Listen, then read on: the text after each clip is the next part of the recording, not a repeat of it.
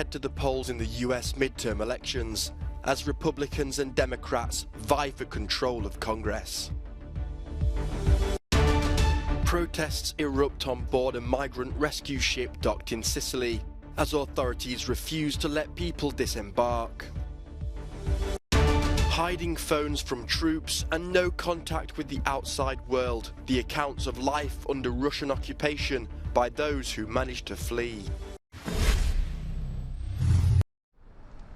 It's a crucial day in US politics as voters continue to cast their ballots in the midterm elections which will decide control of Congress. Opinion polls indicate a poor showing for the Democrats, which, if turns out to be correct, could see President Joe Biden's agenda for the remaining 2 years of his presidency derailed. Of the United States. On the eve of the elections, Biden and Republican favorite former President Donald Trump made their final pitches. Trump was in Ohio, where he had been expected to announce another run for the presidency. He talked about immigration and the economy, but in the end, only said he'd make a big announcement on the 15th of November. This country has gone crazy. There's only one choice to end this madness. If you support the decline and fall of America, then you must, absolutely must, vote for the radical left crazy people, the radical left Democrats. Biden held an evening rally in Maryland, a state normally considered a Democrat stronghold, telling supporters that democracy is at stake. Remember, the power's in your hands. You're one of the reasons why I've never been more optimistic about America's future. Look, and let's be clear, this election is not a referendum, it's a choice. It's a choice between two very different visions of America. 6 states are at the center of the political battle, and their results will likely determine control of the Senate and the House of Representatives.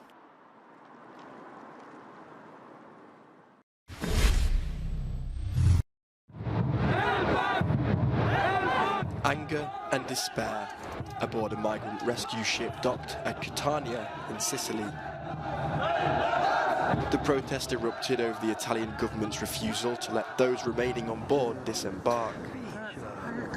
The Geo Barents, carrying 572 migrants, arrived at the port on Sunday. Only families and those with medical problems were allowed to leave. It and another NGO vessel, the Humanity, have been ordered to leave Catania. Both are refusing to set sail amid a deepening standoff. Elsewhere, relief for migrants on a third ship, the Rise Above. After days of waiting off the Italian coast, all 98 people on board were taken off. This is chicken pox. We can't bathe her. It's been 10 days since we last bathed her. She can't eat. She only cries. Have mercy for this baby. The newly installed government of Giorgia Meloni was elected on a promise of taking a hard line with migrant ships. They insist the countries whose flag the boats fly should take the passengers in, potentially putting them on a collision course with other European governments. As conditions deteriorate on ships waiting at sea, those on board can only wait and hope for a resolution.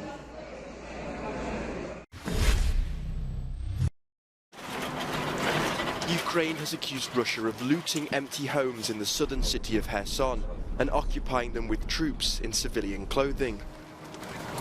Kyiv officials claim it's part of preparations for close-quarters combat, in what both sides predict will be one of the war's most important battles. In recent days, Russia has ordered civilians out of the city. Kyiv calls this forced deportation and a war crime. Latest footage released by pro-Kremlin officials shows the last boat taking locals to the left bank of the Dnipro River. Accounts of life under Russian occupation by those who have fled tell of having to hide their phones from troops and the impossibility of contacting the outside world. Russia has imposed martial law and curtailed communications across 4 Ukrainian regions it proclaimed as its own in September. Russian President Vladimir Putin has said 80,000 troops who were part of his mobilization drive are now fighting in the zone of the special military operation, the term Russia uses for its war in Ukraine. The Ukrainian army, meanwhile, claims it's closing in on Kherson. The goal? To destroy Russian logistics and supply chains, rendering their presence there unviable.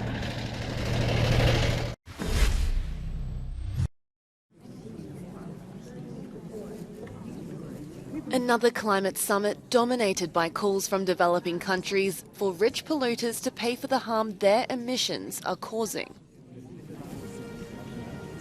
At COP27's 5-minute address, several leaders said the crushing impacts of climate change were already a living nightmare for many, mainly in the southern half of the globe. Africa contributes less than 3% of the pollution responsible for climate change, but is most severely impacted by the ensuing crisis. Africa, and it is therefore only fair and proper that this conference takes necessary measures to recognize Africa's special needs and circumstances. The Prime Minister of Barbados, a country increasingly hit by weather extremes, was one of many leaders to slam industrialised nations for failing the developing world. Mia Mottley also cited a lack of help from rich nations in helping others transition to climate-friendly technology. Our ability to access electric cars or our ability to access batteries or photovoltaic panels are constrained by those countries that have the dominant presence and can produce for themselves, but the global south remains at the mercy of the global north on these issues. Wealthy countries had previously pledged $100 billion a year from 2020 to developing nations to help them build resilience and greener economies. But the UN says so far it's only reached $83 billion. Loss and damage compensation, one of the main topics of COP27 this year in Egypt.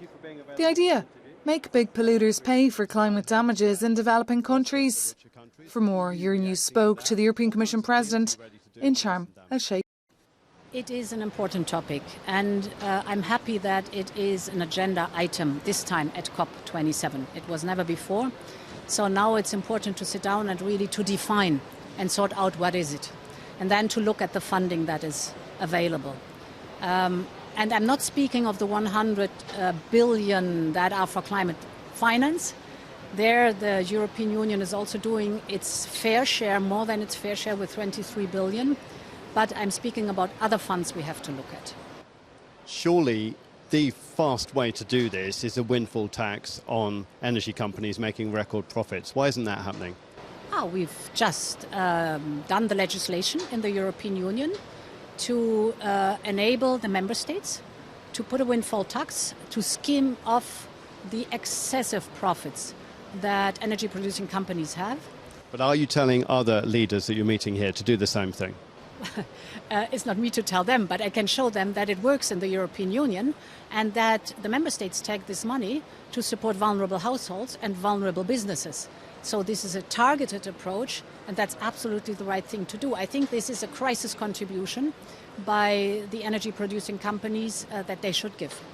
One of the other criticisms actually coming from the poorer countries to the richer countries that I heard today was that the richer countries are actually keeping some of the new technologies, the electric cars, the batteries, etc., for themselves. Are we really putting enough fairness into this transition, or are we just trying to make it happen in Europe and not everywhere else? It's a very important point. Let's take, for example, the 3 agreements at the COP27.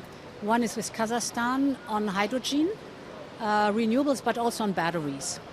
And what we're doing is bringing investment, but also private investment, into the region. So Kazakhstan can develop the value chain, but it's not exclusive. It is, they decide how much they scale up and where they export to. Perfect. Thank you very much. Thank you. Real pleasure. Families and friends of the 19 victims from a tragic plane crash in Tanzania have buried their loved ones. The mass funeral was attended by the country's Prime Minister, who later confirmed 26 people had survived the crash. The Precision Air flight plunged into Lake Victoria on Sunday. Police say the aircraft was flying at about 100 metres when it encountered problems and bad weather.